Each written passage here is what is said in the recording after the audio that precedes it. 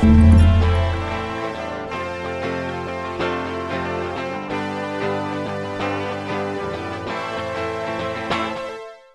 vous êtes l'ambassadeur du rallye Aïcha du Gazelle. Comment ça s'est fait ça? Ça s'est fait progressivement. Il y a 3 ans déjà, je suis venu faire un concert à Essaouira pour la fin et pour l'arrivée. Ils m'ont demandé de venir 2-3 jours avant pour m'imprégner un peu de l'ambiance. J'étais sur la caravane humanitaire, j'ai trouvé ça remarquable. L'année dernière, j'étais le parrain de l'association Cœur du Gazelle et cette année, je suis parrain et ambassadeur. Je monte en grade et je suis ravi d'être. J'espère que je serai digne de cette noble tâche. Représenter 200 gazelles en furie dans le désert. Alors ambassadeur, vous mettez une perruque et vous allez grandir, c'est quoi? Ambassadeur, je vais mettre le joli gilet de Maritier et François Girbeau et je vais essayer d'en parler. Je vais essayer je vais les suivre également. On va faire des reportages tous les jours pour savoir comment ça se passe la journée d'une compétitrice. Ça se lève à 4-5 heures du matin, les briefs, les prises d'azimut dans le désert entre 2 dunes, un truc de dingue. Donc j'ai envie de faire partager ça au plus grand nombre. Ça vous fait pas peur des journées comme ça? Non, ça me fait pas peur, j'adore les challenges. Mais moi, je risque pas grand chose. Si, j'aurais peut-être peur quand même parce que l'idée, c'est qu'on va aller les chercher dans le désert un petit peu pour recueillir leurs impressions. Je suis sûr qu'on va finir par se paumer parce qu'on est moins doué que la femme finalement. Non, je vais pas me lever tous les matins forcément en même temps qu'elle. Je vais suivre 6 équipages en particulier, dont un équipage de Congolaises.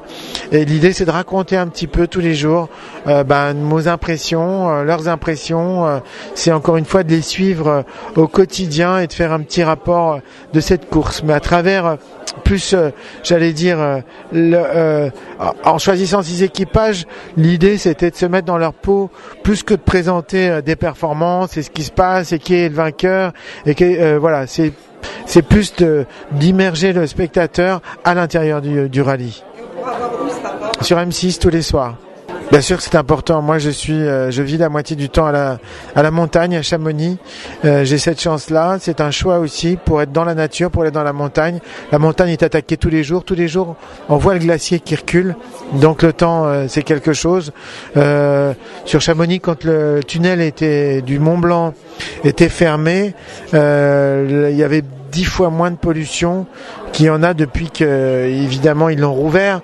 Alors moi, je suis à fond pour le ferroutage. Je suis vivant dans la nature tous les jours. Je vois les dégâts que peut causer la pollution. Et pour moi, c'est important que les valeurs environnementales soient vraiment défendues par le rallye des gazelles. Alors, est-ce que vous pouvez me parler de votre actualité à côté? Mon actualité à côté?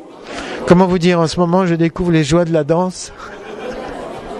C'est un truc, ça, hein. C'est quelque chose. Je fais beaucoup de concerts de jazz avec mon quartet. Je prépare un nouvel album. Je prépare un nouveau projet avec des musiciens qui viennent de la Méditerranée, avec des musiciens iraniens, avec des musiciens afghans, avec des musiciens libanais, avec des musiciens arméniens. L'idée, c'est de se dire que pendant que souvent les gouvernements se cassent la figure, les musiciens de tous ces peuples jouent ensemble. Voilà. Non, je peux pas vous chanter. Moi, c'est au piano que je joue. Alors, je vais vous jouer un air de mon prochain album. Ça fait comme ça. Vous avez vu, c'est terrible, hein? Ça donne envie d'entendre. Ouais. Merci beaucoup, André. Merci à vous.